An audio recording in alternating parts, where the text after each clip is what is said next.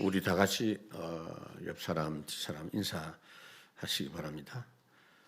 우리가 고생하고 있으면 세상 사람 살릴 수 없습니다.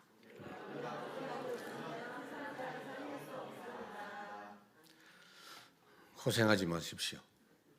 고생할 일이 많아도 반드시 하나님의 계획과 응답을 붙잡고 승리해야 그걸 가지고 고생하는 사람을 살릴 수 있습니다. 지금 세상의 모든 만물이 움직이고 있습니다.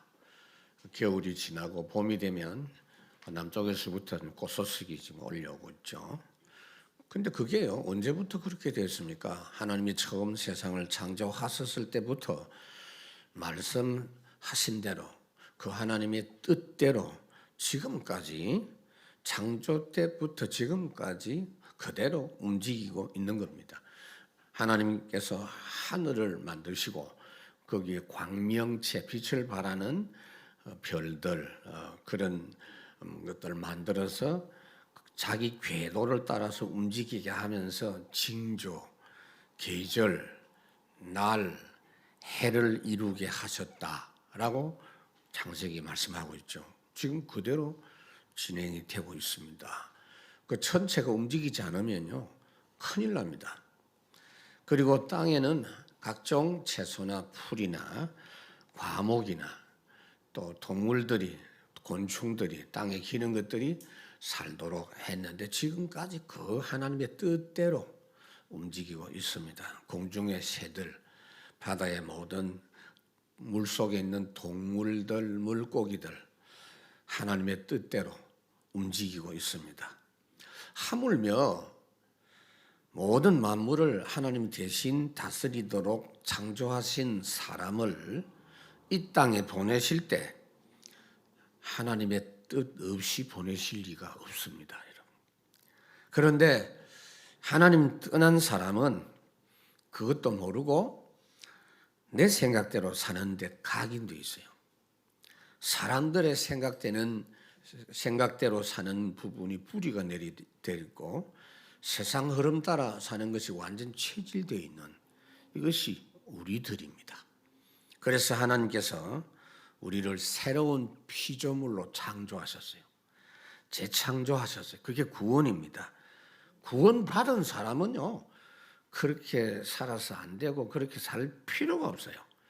그 잘못된 각인부리 체질 넘어서서 모든 것에 하나님의 뜻에 맞추어서 살면 최고 인생 작품 될 줄로 믿습니다. 그래서 첫 번째가 뭐냐면요, 말씀 흐름 누리면서 각인을 바꿔야 돼요. 말씀 흐름을 여러분들 자꾸 이야기하니까 말씀 흐름이 뭐냐 이렇게 말하는데 진짜 그렇게 말하면 안 되죠. 말씀을 좋아하고 말씀을 자꾸 듣다가 보면 말씀 흐름 나와요. 저는 바둑을 잘 모릅니다. 그러나 제가 바둑을 두면 그냥 바둑판에 돌을 올려 놓는 것밖에 안 되지만 평생 바둑한 사람은 바둑에 흐름이 있어요. 그게 바둑의 인생을 찾아내죠. 하물며 하나님의 말씀에 흐름이 없다니요, 말도 안 되는 이야기입니다. 그 말씀 흐름 누리는 중에 다 해결하신 구원 속에 있는 나를 발견할 수 있어요. 그게 확인되는 겁니다, 여러분.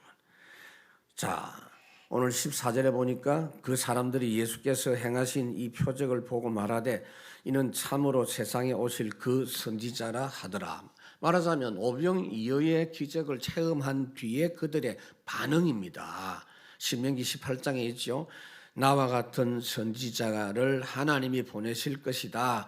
그의 말씀을 너희는 들어야 될 것이다 라고 모세가 말한 그걸 이 사람들이 기억하고 그거 이야기하는 거예요. 바로 그분이구나. 그런데 이 사람들이 그 메시아를, 그 선지자를 말할 때 예수님이 생각하신 메시아와 그들이 생각한 메시아는 다른 메시아였습니다. 예수님께서 오병이어의 기적을 행하실 때에 가지신 생각은 뭐냐면은 너희들이 구원받은 것은 먹고 사는 문제가 아니다. 이제부터 너희 모든 문제는 나를 만나서 다 해결되는 것이기 때문에 너희 삶을 나한테 맡기고 내가 살아주는 대로 인도 안 받고 살아야지. 그냥 세상 방식대로 살면 반드시 망한다라는 이야기예요. 이 무리들이 생각하는 메시아하고는 달라요. 항상 주님과 동행하는 삶이 되라는 이야기입니다. 히브리서 11장에 보니까 하나님을 기쁘시게 하는 믿음은 내 삶 속에 실제로 하나님을 믿고 하나님과 동행하는 그 삶이 안 되면 수고하고 짐을 지고 결국은 멸망받고 지옥 간다는 겁니다. 시편 52편에 보니까 내 짐을 여호와께 맡겨라 그랬습니다. 그래서 지금 너희 손에 가지고 있는 작은 것에서부터 내가 역사해 줄 테니 내게 맡겨라. 그게 오병이어예요. 여러분, 헌금이 뭔지 압니까? 내가 드리는 헌금이 주님이 주신 거 아니에요. 그 주님이 주신 것을 주님과 함께 하면서 사용해 봐라. 그래야 제대로 된다는 이야기입니다. 조금 더 설명하겠습니다. 열왕기상 17장에 보면 사르밧 과부 이야기가 나오죠. 엄청나게 흉년이 들어서 다 굶어 죽게 되는 그런 상황인데 지금 북한이 상당히 어렵다잖아요. 엘리야가 찾아와서 그 과부에게 말합니다. 지금 가물어서 물도 없어요. 그런데 나한테 물 한 잔 달라고 합니다. 그러니까 물 한번 길러 오려면 엄청 힘들어요. 물 떠다 주니까 또 뭐라고 합니까? 나한테 떡 한 덩어리 달라 그럽니다. 그러니까 이 과부가 뭐라고 합니까? 지금 선생님 사실은 가루 요만큼 있고 기름 조금 그거밖에 없고 마지막으로 우리 아들하고 같이 구워 먹고 그 다음에는 굶어 죽어야 될 상황인데 그래도 선생님 말씀대로 하겠습니다. 엘리야가 뭐라고 합니까? 지금 네가 이걸 나한테 대접을 하면 그걸로 끝나는 게 아니다. 이 흉년 기간이 다 끝날 때 3년 6개월 내내 가루가 떨어지지 않고 기름이 떨어지지 않도록 해 주시겠다 그랬습니다. 그러니까 여러분 보세요. 이거는 과부가 엘리야를 대접한 게 아니라 엘리야가 과부를 대접한 것이 된 겁니다. 이것이 지금 구원받은 자의 헌금이고 거기에서 빛의 경제가 시작이 되는 겁니다. 여러분들이 다 해결하신 구원 속에 사는 성도로 계속 사는 게 뭐냐면은 말씀 인도 따라 살다가 보면은요 그 확인돼요. 그래서 그 부분을 각인해라는 말이에요. 광야에서 이스라엘 백성들이 40년 동안 만나를 먹었는데 그 특징이 있어요. 하나님 주신 만나를 먹으니까 적게 거둔 자도 모자라지 않고 많이 거둔 자도 남지 않았다 그랬어요. 근데 세상 경제는 그렇지 않거든요. 적어도 문제고 많아도 더 문제가 많아요. 많이 거다도. 잘하셔야 돼요. 그래서 두 번째로 주님을 나의 현장의 주인으로 모셔라. 15절 그러므로 예수께서 그들이 와서 자기를 억지로 붙들어 임금으로 삼으려는 줄 아시고 다시 혼자 산으로 떠나가시니라. 야, 임금으로 삼는다는 말은 좋은 말 아니냐? 아니요. 이 사람들이 생각하는 것하고 예수님께서 현장의 주인으로 모시라 하는 것하고는 다른 내용입니다. 사람들이 오병이어의 기적을 체험한 뒤에 저들의 잘못된 생각이 여지없이 드러났어요. 말하자면 정치적인 왕으로 삼으려고 하는 겁니다. 주님은 단호하게 그걸 거절하고 급하게 그 잘못된 현장을 정리하시는 모습을 볼 수 있습니다. 이 무리들이 예수님을 자기 이스라엘의 왕으로 추대하려고 한 것은 굉장히 악한 생각입니다. 이분을 왕으로 모셔는 우리가 먹고 사는데 지장 없겠다 그 말입니다. 의식주 문제 해결해주는 왕으로 모시겠다는 겁니다. 그거는 자기들 생각으로 모시는 왕은 우상입니다, 여러분. 사람들이 추대하는 그게 우상이에요. 자기 목적을 위해서 도와주기를 원해가지고 그 얼굴 생긴 것도 그렇게 생긴 걸 만들고 조각하고 해서 막 절하잖아요. 그 자기가 원하는 것을 이루어 줄 분이다 그 말이에요. 그게 우상이에요.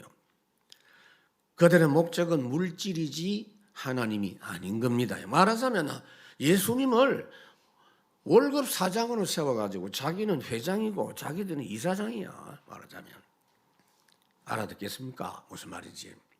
우리가 신앙생활을 그렇게 하는 분들이 참 많거든요. 마태복음 6장에 보니까 너희가 두 주인을 섬길 수가 없다. 하나님과 재물을 겸하여 섬길 수가 없다. 그런데 그렇게 하고 있다. 그 말이에요. 골로새 3장에 보니까 탐심은 우상 숭배라 그랬어요. 그래서 예수님께서 이 현장을 어떻게 정리하시는가 하는 걸 마가복음에 말씀을 하고 있습니다. 마태복음 14장에 있어요. 마태복음 14장에 보니까 무리들을 흩어 보내시고 거기에 영향받을 수 있는 제자들도 갈릴리 바다 건너편으로 빨리 배 타고 건너가라고 말씀하시고 본인을 자꾸 억지로 끌어다가 왕으로 세우려고 하니까 산으로 빨리 도망을 가셨어요. 기도하러 급하게 가셨다 그랬습니다. 그 사람들의 욕심이 가득한 그 흑암 현장을 깨뜨리시고 정리하고 산으로 가십니다. 주님은 항상 이렇게 잘못된 모든 현장을 다스리시는 현장과 만사의 주인이시고 우리는 당신의 뜻대로 다스리고 계시는 주님께 오직 순종할 것밖에 없는 사람인 줄 믿으시기 바랍니다. 왜 우리가 그래야 됩니까? 이 세상 만사가 주님의 절대 권능대로 어차피 될 수밖에 없어요. 왜 이 이스라엘 백성들이 왕으로 모시느냐? 이 무리들이 예수님을 이스라엘 왕으로 모시면 당장 이스라엘이 로마에서 독립하게 되고 결국은 이스라엘이 세계를 지배하는 국가가 될 것이라고 그렇게 판단한 겁니다. 제자들 생각도 비슷했어요. 제자들도 그 생각이 완전 각인돼 얼마나 각인돼 있었는지 훈련 실컷 받고 예수님이 이제 성천하기 직전인데도 그 각인이 안 바뀌었어요. 사도행전 1장에 보니까 예수님 그냥 가시면 안 되지요. 이스라엘이 로마에서 언제 해방됩니까? 해방시켜주고 가셔야 될 거 아닙니까?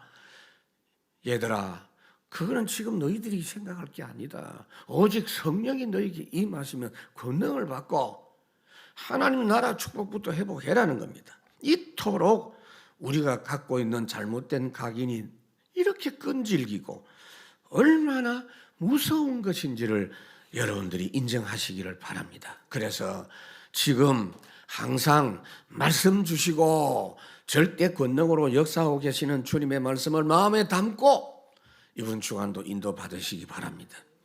그래서 결국은 그 현장은 그들의 생각대로 되어지지 않고 주님의 명령대로 움직이게 되는 것을 볼 수가 있습니다. 그래서 우리가 항상 이렇게 기도해야 돼요. 내 생각이 있습니다. 근데 기도할 때는 하나님 내 생각대로 해 주십시오라고 하면 안 된다라고 되어 있어요. 마가복음 14장에 예수님께서도 그랬거든. 예수님도 자기 원하는 게 있어요. 십자가 매달려서 고통 당하는 거 육신이 싫어하셨다니까. 할만하시거든. 그거 안 당하게 해달라고 그랬어요. 그러나 아버지의 뜻대로 해달라고. 나의 원대로 마옵시고 아버지의 뜻대로 하옵소서. 여러분 세상이 사람들의 생각대로 되는 것처럼 보이죠. 일단 됩니다. 일단 되다가 나중에는 반드시 하나님의 뜻대로 돼버려요. 그래서 우리가 찬송가를 진짜 노래로 불러야 돼요. 노래하듯이 해라. 그 말은 노래로 불러야 돼요. 항상 불러야 돼요. 내 주여 뜻대로 행하시옵소서. 살든지 죽든지 뜻대로 하소서. 우리의 삶의 주제가입니다, 여러분. 세상 현장의 모든 만사가 말씀의 능력 따라 움직이는 것이기 때문에 그 역사를 늘 확인하면서 여러분들의 잘못된 각인을 계속 바꾸시기를 주의 이름으로 축원합니다. 지난 주간 5일 동안 좀 집중했는데요. 그 집중의 의미가 뭐냐면 5일 동안만이라도 진짜 하나님이 역사하시는 것만 생각하고 가보자는 겁니다. 40일 집중이라는 게 뭐냐 하면은 아예 작정하고 주님의 말씀 역사하시는 것만 인도하면 받아보자는 거예요. 그러면 그게 확 드러나요. 완전히 드러나요. 두 번째, 기도의 흐름 속에서 뿌리를 바꾸어라. 여러분, 기도의 흐름이라는 게 뭐냐면요, 첫 번째가 말씀을 내 기도로 붙잡는 게 첫 번째 순서입니다. 말씀을 언약으로 붙잡고 주님 뜻대로 기도해라. 제가 자주 말하는 말씀 빌립보 2장이죠. 우리 안에서 행하시는 분은 하나님이시니 자기의 기쁘신 뜻을 우리의 마음의 소원으로 두고 행하기를 원하신다. 하나님이 내 안에서 아버지의 뜻이 그 사람의 소원이 되게 해서 역사하신다. 그래서 17절에 보니까 배를 타고 바다를 건너 가버나움으로 가는데 이미 어두웠고 예수는 아직 그들에게 오시지 아니하셨더라. 제자들 대부분은요, 갈릴리 호수에 평생 어부 출신의 사람들입니다. 그 16절에 저물매 제자들이 바다에 내려가서 그랬죠. 그러니까 예수님이 배 타고 건너가라고 하니까 서슴없이 내려갑니다. 이 사람들은 경험이 풍부합니다. 평생 거기서 물고기 잡고 했던 사람들이기 때문에 그 호수의 바람의 흐름을 알고 그 다음에 물길도 잘 알고 있어요.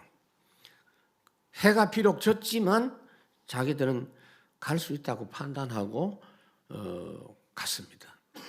경험이 있으니까. 그렇다고 해서 뭐 태평양 바다입니까? 지중해 바다입니까? 말이 바다지 호수예요, 호수. 이렇게 말하자면은 우리나라를 말할 것 같으면 뭐 댐 정도 되겠죠, 여러분. 여기 뭐 저기 소양강 댐은 좀 크고 그보다 좀 작은 댐 있잖아요. 그 정도 되는 거예요. 충주호 정도 되는. 그러나 그들에게는 갈릴리 호수, 갈릴리 바다라고 하는데 그 바다를 가는 중에 갑자기 큰 바람이 불었다는 겁니다. 여기서 우리가 생각할 문제가 있어요. 말씀대로 가면 순조롭게 다 되어야 되는 거 아니냐라고 생각할 수 있는 겁니다. 아니, 주님이 가라고 한 대로 간 거 아니냐 그 말이에요. 그런데 왜 그런 일이 생기지? 18절, 큰 바람이 불어 파도가 일어나더라. 예수님이 가라고 했는데 바람이 불었단 말이에요. 주님 말씀을 거역을 하고 가는 중에 바람이 불었다면 아이고 내가 벌을 받는구나 그렇게 생각할 수 있어요. 그런데 순종하고 가는 중에 하나님의 뜻대로 했는데 왜 내가 가정 사업에 문제가 오는가 그 말이에요. 그래서 제자들이 당황하고 혼란했습니다. 그런데 여러분 그 상태를 잘 봐야 돼요. 주님이 가라고 하신 말씀의 흐름을 따라서 저들이 간 것처럼 보이지만 자기 생각대로 간 거예요. 아브라함이 처음에 하나님이 고향 본토 친정아버지 떠나라 했을 때 갔지만 실제로 생각은 자기 생각대로 간 거예요. 그러니까 애굽으로 내려갔잖아요. 나중에 자기 경험과 실력으로 해결할 수 있다라고 생각하고 자신만만함으로 가는 중에 이를 만났습니다.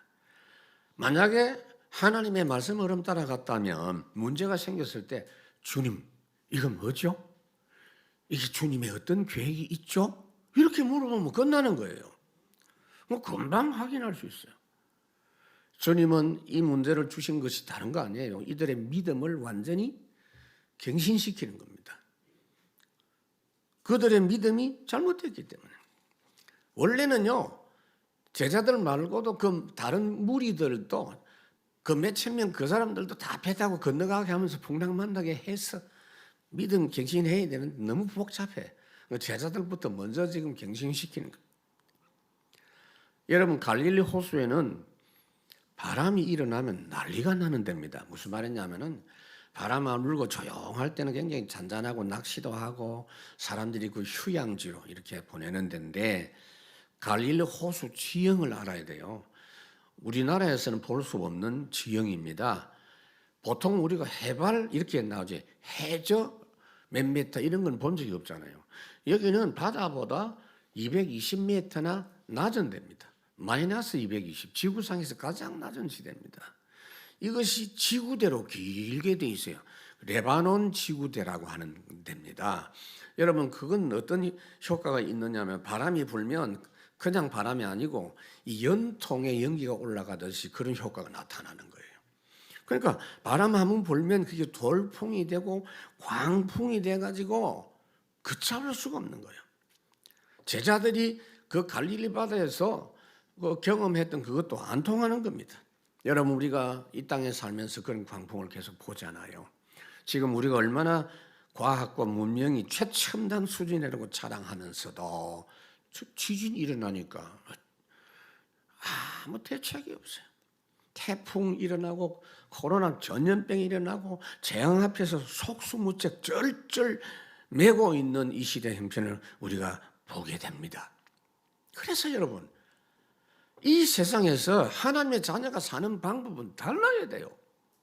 이사야 40장에 그 세상 흐름은 풀과 같고 풀에 꽃과 같고 풀은 마들고 꽃은 시들지만 하나님의 말씀은 영영이 서리라. 여러분, 하나님의 자녀들은요, 어떤 상황도 복이 됩니다. 야고보 1장에 뭐라고 말씀합니까? 낮은 형제는 자기 높음을 자랑하고 부한 자가 자기 낮아짐을 자랑하라. 무슨 말이냐면요, 구원받은 사람이 가난하잖아요. 그런데 높음을 자랑하라면 무슨 말이냐? 이렇게 무식하고 가난한 나도 복음 받아서 하나님의 자녀가 됐다. 이거보다 더 큰 자랑거리가 있겠습니까? 그 말이에요. 그 다음에 부요한 상황에서 좀 어렵게 되어졌을 때 낮아짐을 자랑하라면 무슨 말이냐? 이렇게 낮아졌지만 절대 나는 망할 사람 아니다라는 거예요. 이는 풀과 같이 지나갑니다 그랬어요. 그래서 두 번째로 하나님의 완전 역사를 믿고 찾아야 됩니다. 19절에 보니까 제자들이 노를 저어 십리쯤 가다가 예수께서 바다 위로 걸어 배에 가까이 오심을 보고 두려워하거늘 그랬습니다. 그러니까 출발해가지고 바다에 쭉 갔는데 한 십리쯤 갔다라는 이야기예요. 그러니까 바다 그 호수 한복판에 들어온 거예요. 다시 되도록 갈 수 없는 상황입니다. 딜레마에 빠졌어요. 이러지도 저러지도 못합니다, 여러분. 25년 전에 한국에 IMF 그 사태가 터졌습니다. 참 난감한 일이었습니다. 뭐 지금도 그 사업하는 분들 이야기합니다. 네, IMF 때 이런 이야기요. 그때 부동 만나 가지고 뭐 이런 이야기. 그런데 그 일은 절대로 우연한 일이 아닙니다. 하나님께서는 우리의 믿음을 잘못된 각인 뿌리 바꾸시기 위해서입니다. 그때 주님께서 그들을 돕기 위해서 물 위로 걸어오셨다라고 되어 있어요. 이 장면은 마가복음에 보면 조금 더 잘 알 수 있어요. 마가복음 6장에 보니까 46절 47절에 예수님이 제자들을 바다 건너편으로 먼저 가도록 하시고는 산에서 기도하시다가 새벽 4시쯤 돼서 제자들이 그 무서운 바람에 고난 당하는 걸 보시고 그랬어요. 힘겹게 놓젓는 것을 보셨다 그랬습니다. 주님이 보고 계셨어요. 그때 주님이 물 위로 걸어오셨다 그랬어요. 그 물 위로 걸어오시는 주님을 보고 귀신이다, 유령이다 그랬어요, 제자들이. 우리가 인생길 가는 동안에 만난 모든 문제는 어떤 문제든지 주님이 다 아십니다. 정확하게 말하면 주님의 계획이 있습니다. 더 정확하게 말하면 주님이 허락하셨습니다. 그래서 그 문제를 계속 주시하고 계세요. 만약에 그때 제자들이 하루 전날 오병이의 기적을 행하신 주님 경험한 걸 생각했더라면 믿고 기도했을 텐데 그걸 깜빡 잊어버리고 우왕좌왕합니다. 제 말이 아니에요. 마가복음 6장 52절에 이는 그들이 그 떡 떼시던 일을 깨닫지 못하고 도리어 그 마음이 둔하여졌음이더라. 여러분, 말씀 듣고 지나가 버리면 없어져 버려요. 그게 길가 같은 마음이에요. 교회 와가지고 들었는데 마음에 안 담으면 지나가요. 그냥. 그러니까 자기가 쓸 수가 없는 거죠. 현장 속에 일어나는 세상 일과 사람의 일은 언제든지 당연히 문제가 많고 부족합니다. 그렇기 때문에 그거 자꾸 쳐다보지 말고 그 속에 완전한 하나님의 역사가 따로 있으니까 찾아내라. 당연한 문제고 당연히 하나님이 완전한 역사 주실 것이고 그것은 그 현장에 반드시 필요한 역사고 절대적인 역사입니다. 그래서 우리는 오직 유일성 재창조의 시스템을 갖고 기도를 누려야 됩니다. 전신갑주라는 말씀이 있어요. 이게 계속 하다 보면요 시스템으로 여러분들에게 딱 구축이 돼요. 세상 현장에서는 절대로 여러분 그냥 살면 안 됩니다. 하나님의 기도 응답 흐름을 절대 시스템으로 사실적으로 누리고 있어야 돼요. 기도 흐름이라는 게 뭐냐면은 하나님이 함께 하시는 절대 시스템. 그렇게 해야 문제없는 삶을 살 수 있어요. 자, 예를 들어 볼게요. 다니엘 6장에 보니까 예루살렘을 향하여 하루 3번 기도했다 그랬는데 그냥 기도한 게 아니에요. 흐름 누리고 있어요. 감사했더라. 기도 흐름 속에서 그 당한 문제를 넉넉히 여유 있게 감당하죠. 예수님께서도 육신을 가지고 계실 때 마가복음 1장 35절 새벽 오히려 미명의 그 흐름부터 찾아내고 에베소 6장 18절 이 흐름 누리는 모습 무시로 성령 안에서 이 말이 그 말입니다. 우리의 삶에 이 뿌리 깊이 내려져 있는 경험 중심, 노력 중심의 삶을 넘어서야 하나님의 유일성, 필연성, 절대성, 완전한 역사를 만나게 되고 허감지양 해결하는 그런 삶을 살 수 있습니다. 잘못된 불신앙의 뿌리를 바꿀 수가 있어요. 세 번째, 이 현장의 흐름 속에서 체질을 바꿔야 돼요. 체질. 어떻게 하면 되느냐? 보좌의 축복 누리라 그랬는데 보좌의 축복 누리면서 미리 응답받아라. 보좌의 축복에서 실제 여러분들이 계속 보자 체험해 보면 뭐가 나오느냐 하면 천사가 활동하는 게 딱 나와요. 틀림없습니다. 제일 먼저 천사 활동이 어떻게 나오냐? 말씀 수정되는 겁니다. 보좌에서 하나님이 말씀을 여러분들에게 잘 받도록 천사가 일단 도와주고 말씀을 잘 받으면 그것을 구체적으로 성취하는 일에 천사가 본격적으로 활동합니다. 그래서 하나님의 자녀는 모든 때 모든 상황에서 하나님이 함께 하시고 지키시고 인도하시는 하나님이심을 기도하고 누려야 돼요. 날마다 우리는 오늘도 재앙 현장에 살아갈 것이기 때문에 그래서 먼저 아침 서밋 기도는 반드시 해야 된다가 아니에요. 그거 안 하고 어떻게 그냥 살 겁니까? 그냥 세상으로 사는 거예요. 그거는 옛날하고 똑같이 사는 거죠. 보좌는 뭡니까? 먼저 말씀 주시는 거예요. 이사야 43장 야곱아 너를 창조하신 여호와께서 지금 말씀하시니라. 이스라엘아 너를 지으신 이가 말씀하시니라. 어떤 말씀이요? 너는 두려워하지 말라. 내가 너를 구속하였고 내가 너를 짐에 불러 너는 내 것이라. 너는 물 가운데 지날 때에도 내가 너와 함께 할 것이고 강을 건널 때 물이 너를 침몰치 못할 것이고 불 가운데 지나도 불이 너를 사르지 못할 것이다. 이런 말씀. 그래서 환난 풍랑을 만날 때에 하나님이 먼저 찾아오시고 도우실 때 항상 말씀을 먼저 주시면서 도우십니다. 오늘도 말씀 주시잖아요. 어떤 말씀입니까? 여러분 이번 주간에 이 말씀이 여러분 현장에 틀림없이 필요한 말씀 맞습니다. 그러니까 이 설교 본문에 나오잖아요. 20절 이르시되 내니 두려워 말라 하신대. 성경 원어 그대로 번역하면 두려워 말라 나다. 야 겁내지 마 나야. 그래서 오늘 제목이 뭐냐? 두려워 말라 내가 여기 있다. 두려워 말라는 말이 성경에 365번이 있대요. 나는 안 세봤는데 그것도 세는 것 열심히 하는 분 또 있어요. 학자들 중에. 그 세보니까 365번이래. 그래서 매일 하나님이 두려워 말라고 하시는 거다.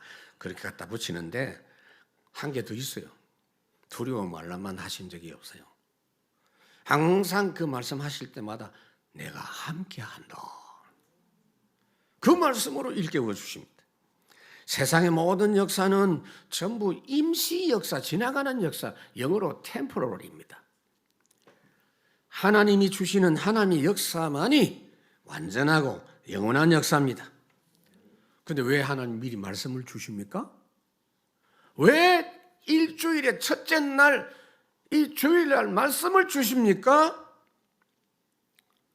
말씀대로 그 현장에 될 것이기 때문에. 사람 생각대로 안 돼요, 여러분. 되는데 나중에 안 돼요.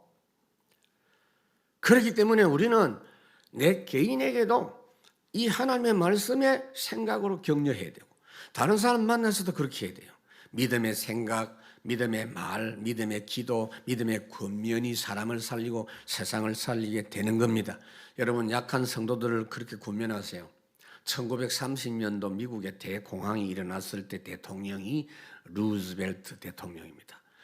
저는 미국 대통령 그 역사를 쭉 이렇게 읽어보면 워싱턴부터 쭉 읽어보면 참 우리나라도 이제 그런 대통령들이 나와야 되는데 그 우리 윤 대통령이 뭐 당선돼 가지고 옛날 어릴 때 다녔던 교회는 방문은 한 것 같은데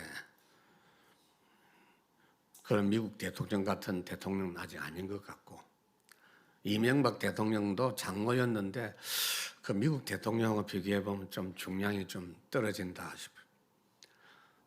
여러분 자녀 중에 그런 대통령 나오기 바랍니다. 루즈벨트가 어떻게 했냐? 대공황이 일어나니까 야단입니다. 지금 보통 문제가 아니에요. 우리나라 IMF 정도가 아니에요. 날마다 라디오에서 방송했어요. 그때 뭐 TV 없으니까 라디오 방송. 라디오 방송을 하면서 뭐라고 했느냐? 이 나라 살리는 말씀을 잘 국민 여러분 두려워하지 마십시오. 우리가 두려워할 것은 아무것도 없습니다. 오직 두려움 그 자체를 몰아내야 합니다. 하나님이 우리와 함께 하십니다. 그런 내용을 매일 방송했대요. 결국은 미국이 다시 살아나기 시작했습니다. 우리 하나님은 항상 미리 말씀으로 보장하시고 그 말씀대로 인도하십니다. 그런데 말씀을 성취하는 데 있어서 되겠나 싶은 조건이 뭐냐면 시간적인 제약, 공간적인 제약 그런 게 있어요. 그런데 하나님의 말씀 성취는 시공간 초월한다는 거예요. 하나님의 역사 응답은 늦지도 않습니다. 빠르지도 않습니다. 시공간 제약을 받을 필요가 없습니다. 자, 오늘 본문에 베드로가 예수님이 파도 위로 걸어오는 걸 보시고는 마태복음 14장에 있어요. 예수님, 나도 그러면 물 위로 좀 걸어가게 해 주십시오 라고 말을 했습니다. 왜냐하면 주님도 걸어가니까. 베드로는요 참 괜찮은 사람이에요. 어떻게 그런 말을 했을까? 근데 그 주님이 기뻐하시고 그래 오케이 걸어와. 주님이 걸어오라고 하니까 걸어갔어요. 주님이 오라고 하니까 걸어가게 됐는데 가다가 빠져버렸어요. 가다가 파도를 보니까 무시무시하단 말이에요. 빠져가게 될 때 주님 날 구원해 주십시오 해서 주님이 팔을 뻗어서 구원해 주셨습니다. 이 무슨 현상이냐면은 우리는요 그런 부분을 다스릴 수 있는 신분입니다. 틀림없어요. 여러분들에게 닥치는 여러 가지 어려움과 풍랑을 다스릴 수 있는 신분이에요. 그게 25예요. 이거를 잠깐 베드로가 누리다가 그거 놓쳐버리고 세상 흐름 쳐다보다가 빠져버린 거예요. 만류인력 법칙, 중량, 질량 이런 법칙 있잖아요. 사람이 어떻게 물 위에 걸어갑니까? 우리가 주님의 시공간 초월의 25 역사를 당연한 것으로 믿고 한다면 파도를 밟고 지나갈 수가 있지만 세상 환경만 보면 거기에 빠지게 돼 있어요. 여러분, 우리를 하나님이 부르실 때 서밋으로 불렀어요. 이 말이 무슨 말이냐? 세상에 끌려가는 노예냐 아니면 세상을 다스리는 주인이냐, 둘 중에 하나예요. 파도에 빠지느냐 파도를 밟고 가느냐, 둘 중에 하나입니다. 중간지대는 없다. 마태복음 12장 30절에 분명히 말했어요. 이 말을 못 알아들으면 너희들 나하고 상관없고 나를 해치는 자다 그랬어요.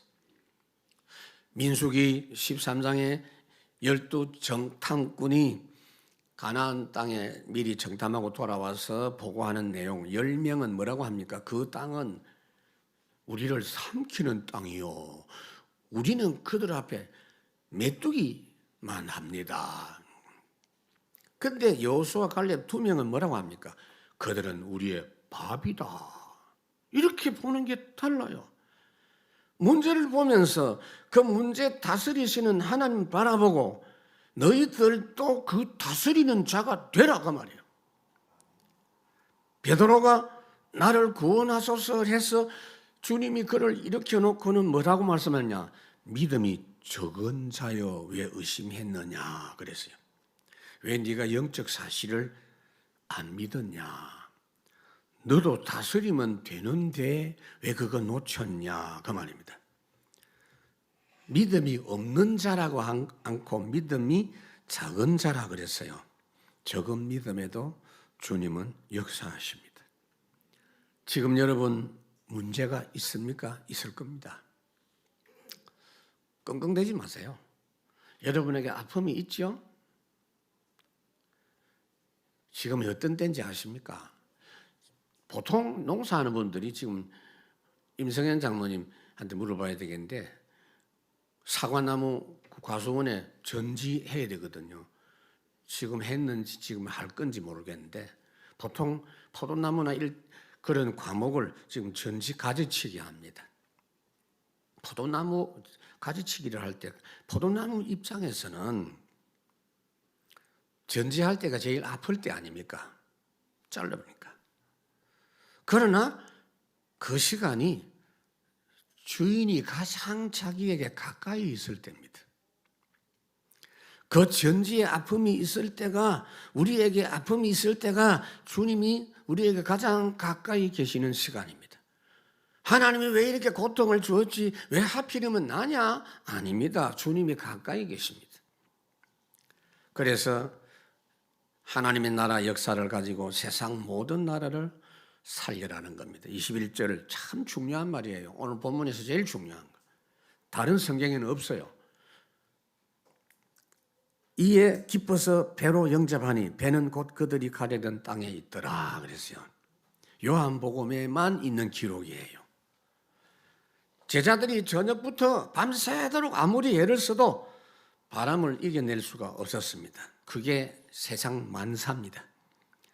그때 그 시간이 밤 사경이라 그랬죠. 새벽 3시에서 6시. 그러니까 해질 무렵부터 바다를 건너갔으니 한 10시간 동안 바다 위에서 실험을 한 거예요. 그렇게 풍랑을 만나 실험하다가 해결 못하고 지칠 대로 지쳐져 있을 때 주님을 모셨더니 주님 모시는 순간, 그 순간입니다. 곧 그랬어요. 어느새 건너편 땅에 도착해 있었더라 그 말입니다. 막바로 10시간 동안 안 됐던 것이 막바로 해결됐다. 아멘. 여러분 좀 믿으십시다. 여러분, 저와 여러분은 이미 이 세상 소속 사람이 아닙니다. 세상에 있어도 소속이 달라요. 그래서 이 세상 방식으로 살아서는 안 됩니다. 세상 살지 말아라 말도 아니고 일하지 말라 말도 안 해요. 세상 나라 살릴 하나님의 대사로 파송되어 온 사람 확실합니다. 말씀을 붙잡으면 살리는 서밋이 되고 현장 다스리는 주인 돼요. 그걸 믿음의 조상이 보여줘. 믿음의 아브라함과 그 가족들이 고향 국가를 떠나가지고 가나안 땅에 건너왔어요. 그래서 히브리인, 저쪽에서 건너온 놈들, 강 건너온 나그네들, 그 말이 히브리인 그 말이에요. 그런데 거기서 자기 신분과 권세를 회복하고 누리니 어느덧 썸이 떠 있어요. 아브라함을 통해서 이 아브라함을 통해서 건너온 사람, 저 사람들을 통해서 복을 받은 사람들이 고백합니다. 창세기 23장. 당신은 우리 가운데 있는 하나님의 지도자입니다. 불신자가 고백합니다. 요셉이 종으로 출발했지만 이 신분 권세 25 축복을 딱 누리니까 다스리는 총리가 돼요. 우리는 하나님의 나라 일을 할 썸이십니다. 사람을 구원하고 살리고 치유하고 세워줄. 주님이 하늘과 땅의 모든 권세를 내게 주셨다. 모든 족속으로 제자 삼으라. 그 말이 진짜 맞는 말입니다, 여러분. 그래서 주님이 모든 현장의 주인 되어 주셔서 다스리시는 그 하나님을 회복하면 됩니다. 절대 세상 나라 체질대로 살면 고생하다가 망합니다. 말씀을 맺습니다. 우리의 신앙생활은 우연이라는 건 절대 없습니다. 요행도 없습니다. 교회요, 그냥 다니면 고생하다가 실패합니다. 그러지 마세요. 아니면 예수는 믿는데 거의 내 경험과 내 생각으로 살면 많은 시간 허비합니다. 하나님의 방법을 내 것으로 완전 구축시켜 버리세요. 그게 시스템이에요. 그래서 풍랑 반드시 옵니다. 당연히 옵니다. 재앙 당연히 오게 되어 있어요. 고통, 실패 반복하다가 망할 수밖에 없는 이 세상 흐름, 그거 따라가면 안 되죠. 하나님이 당연히 우리를 구원하시고 세상 현장에 필요해서 필연적으로 우리를 현장에 이 땅에 필요해서 보내주신 겁니다.